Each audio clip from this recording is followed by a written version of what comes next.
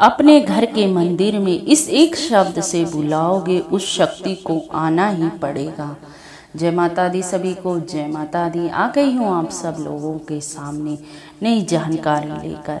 अगर चैनल पर नए हों तो ज़रूर से सब्सक्राइब कर लेना, क्योंकि आज मैं आपको बड़ी ही महत्वपूर्ण जानकारी दे रही हूँ। अगर आप पूजा पाठ करते हैं तो ये जानकारी आपके लिए बड़ी ही महत्वपूर्ण है।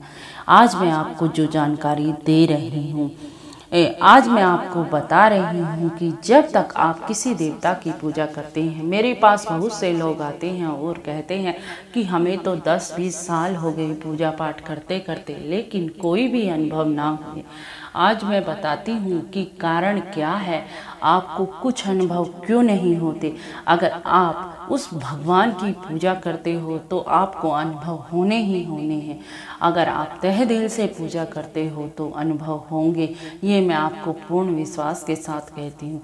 लेकिन आप लोग कहते हो कि हमें तो अनुभव होते ही नहीं, तो आपका पूजा का नियम वो बेकार है। क्योंकि अगर हम नियम से पूजा पाठ करते हैं तो ही हमें भगवान के दर्शन होते हैं, नहीं तो उनकी शक्तियों का हमें अंदेशा होता है, महसूस होती हैं उनकी शक्तियाँ, नहीं तो नहीं होती अगर हम नियम से नहीं करते।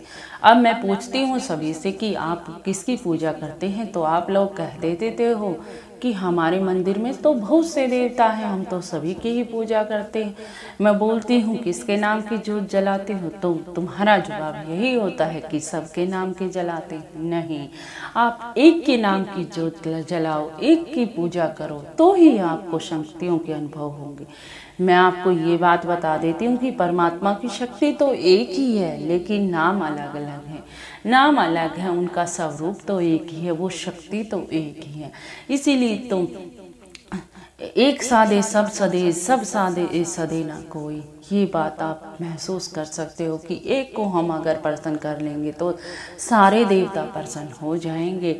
अगर आप उनका नियम से पूजा पाठ करोगे, उनका आह्वान करके जोत जलाओगे, तो वो क्यों ना आएंगे।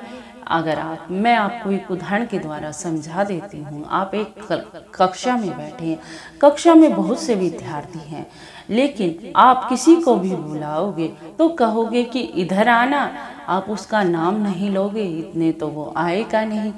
यही भगवानों का काम है।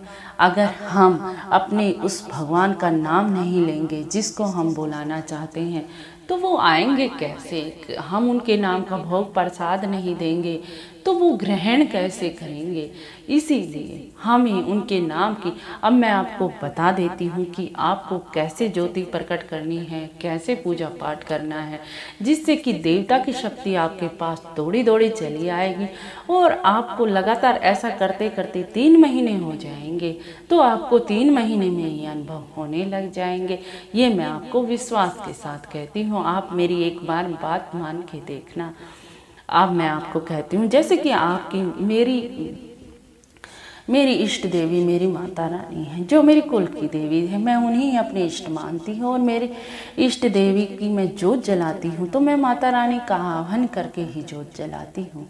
जैसे कि जोत की जब ज्योति जलाने को होती हूँ तो मैं कहती हूँ, आओ माता रानी मेरी जोत पर आन विराजो। मेरा नाम ये है, मेरा गोत्र ये है और मैं इस नगर में निवास कर रही हूँ। यानी कि जैसे संकल्प लेते हैं ऐसे ही सब बोलना और कहना है कि मेरी कुल की देवी आओ और मेरी जोत पर विराजमान हो जाओ। माँ के रूप का बखान कर देना है। माँ शेरा वाली शेर पर सवार है, लाल लाल चोला माँ का चुनर लाल लाल है, शेर की सवारी माँ की 16 श्रृंगार है।